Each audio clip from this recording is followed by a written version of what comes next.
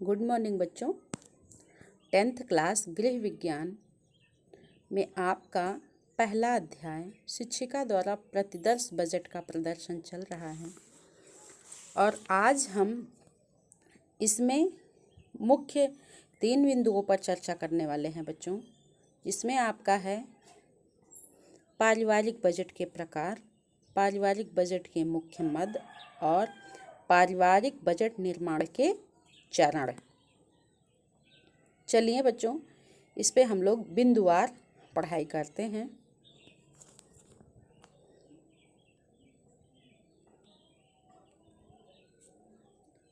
Budget 3 प्रकार के हो सकते हैं बच्चों। इसमें नंबर 1 संतुलित बजट, नंबर 2 घाटे का बजट और नंबर 3 बचत का बजट है। तो संतुलित बजट वह बजट होता है बच्चों जिसमें जितनी आय होती है उतना ही व्यय किया जाता है और इसमें बचत नहीं होती है और ना ही कर्ज लेने की आवश्यकता होती है। इस प्रकार के बजट का निर्माण परिवार की कुल आयु को देखकर किया जाता है और इस बजट में कमी यह है बच्चों कि इसमें भविष्य की आवश्यकताओं तथा आकस्मिक आवश्यकताओं को प्रायः अनदेखा कर दिया जाता है। इस बजट में परिवार अपनी वर्तमान आवश्यकताओं की पूर्ति तो कर लेता है, परंतु भविष्य के लिए हमेशा चिंतित रहता है और इस प्रकार का बजट परिवार के भविष्य को ध्यान में रखकर सुरक्षित नहीं माना जाता है। इसी कारण इसे मजबूरी का बजट माना जाता है और इसे काम चलाऊ बजट भी कह सकते हैं। इसे उत्तम या आदर्श बजट के रूप में नहीं लिया जा सकता है। तो बच्चों, अब तो आपको समझ में आ गया होगा कि संतुलित बजट किसे कहते हैं। दूसरा बजट है घाटे का बजट। जैसा कि नाम से ही पता चल रहा है कि जब आय से अधिक व्यय बजट में दिखाया जाता है तो वह घाटे का होता है और इस प्रकार के बजट में ऋण लेना पड़ता है। यदि उससे भी आवश्यकता की पूर्ति नहीं हो पाती है तो परिवार की वह मूल्य वस्तुओं को बेचना पड़ता है।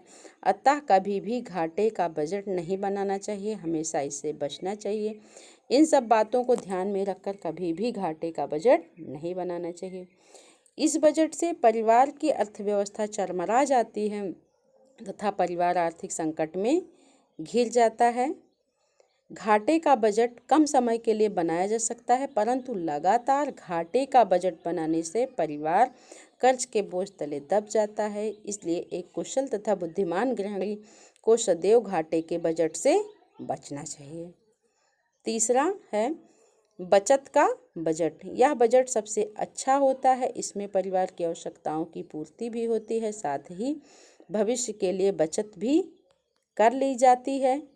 इस बजट से परिवार के सभी सदस्यों को अधिकतम संतुष्टि प्राप्त होती है तथा आय व्यय का संतुलन बना रहता है। इसके साथ भविष्य के लिए कुछ धन भी संचित कर लिया जाता है। अर्थशास्त्रियों का यह मानना है कि बचत का बजट ही सबसे अच्छा और उत्तम बजट होता है। इस बजट से परिवार सदैव सुखी, संपन्न और संतुष्ट रहता है। परिवार पर कभी भी आर्थिक संकट नहीं आते हैं और परिवार सुखी और समृद्धशाली रहता है बच्चों। तो बजट के 3 प्रकार, संतुलित बजट, घाटे का बजट और बचत का बजट।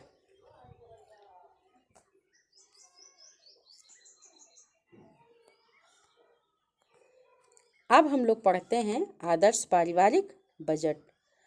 परिवार को सही ढंग से चलाने के लिए बजट बनाना आवश्यक होता है तथा इसमें आय और व्यय की योजना निश्चित अवधि के लिए की जाती है और यह अवधि प्रायः मासिक हो सकती है। आय तथा व्यय के मध्य संतुलन बनाए रखना ही आदर्श बजट का प्रमुख गुण होता है। बजट के 3 भाग होते हैं। नंबर 1 प्रारंभिक भाग, दूसरा है अनुमान भाग और तीसरा है अंतिम भाग।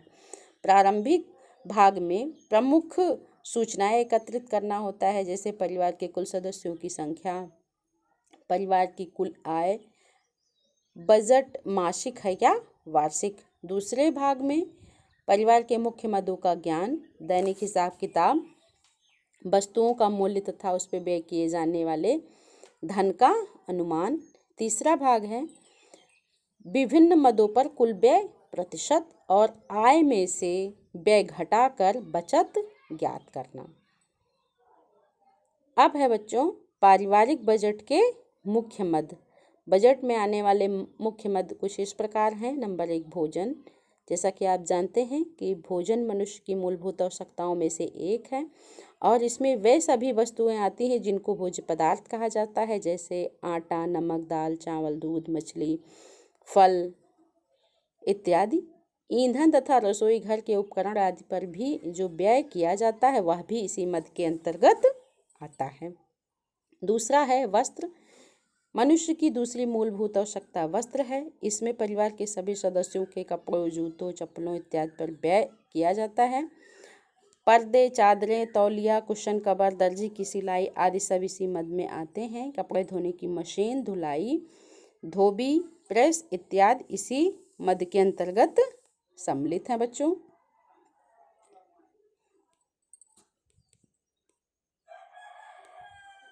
अगला मद है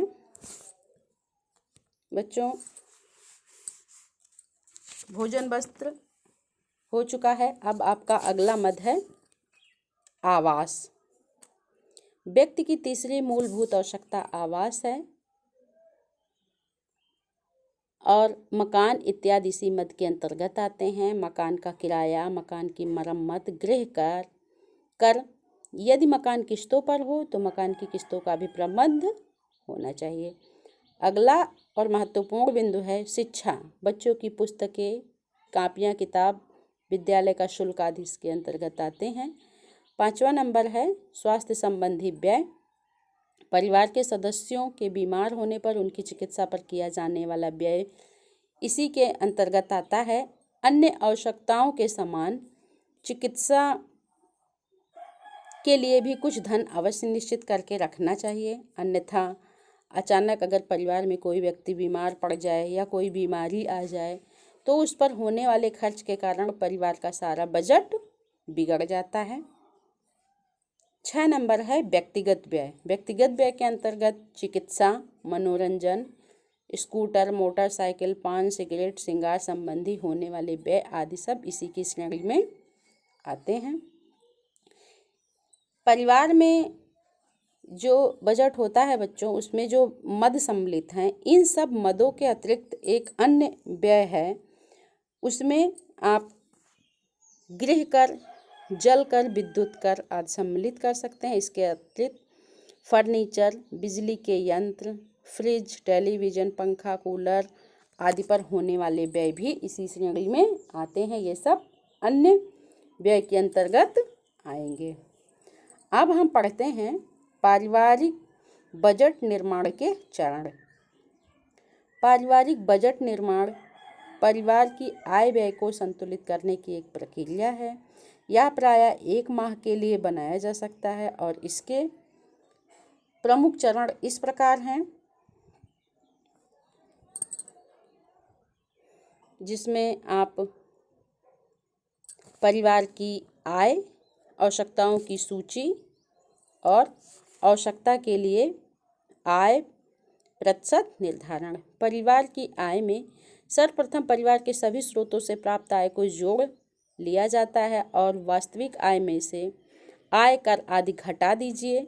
फंड या बीमा की कटौती की धनराशि मत घटाइए, इसको बचत की धनराशि समझिए। और अप्रत्यक्ष सुविधाएं जैसे चिकित्सा, निःशुल्क शिक्षा, बिना किराए का मकान या यातायात की सुविधा आदि को भी मासिक आय में जोड़ देना चाहिए। दूसरा है आवश्यकताओं की सूची।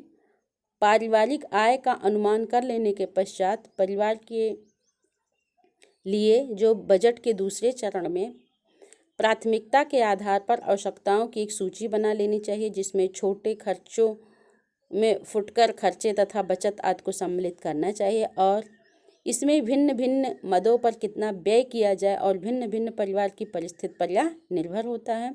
अतः इसका मुख्य सिद्धांत यह है कि आय जितनी कम होगी उतना अधिक व्यय भोजन पर करना होगा और आय वृद्धि के साथ भोजन पर होने वाले व्यय का प्रतिशत कम होता रहता है। आवश्यकता के लिए आय प्रतिशत निर्धारण। बजट के भिन्न भिन्न मदों में प्रतिशत निर्धारण निम्न दशाओं पर निर्भर करता है, जैसे परिवार का जीवन स्तर, सदस्यों की संख्या, स्थानीय परिस्थितियों में जैसे गांव, शहर या बड़े महानगर।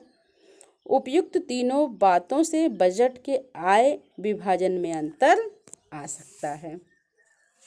तो बच्चों, आज हमने पढ़ा पारिवारिक बजट के प्रकार, आदर्श पारिवारिक बजट के मुख्य मद में हमने भोजन, वस्त्र, आवास, शिक्षा, स्वास्थ्य संबंधी व्यय, व्यक्तिगत व्यय, अन्य व्यय और पारिवारिक बजट निर्माण के चरण को पढ़ा और समझा।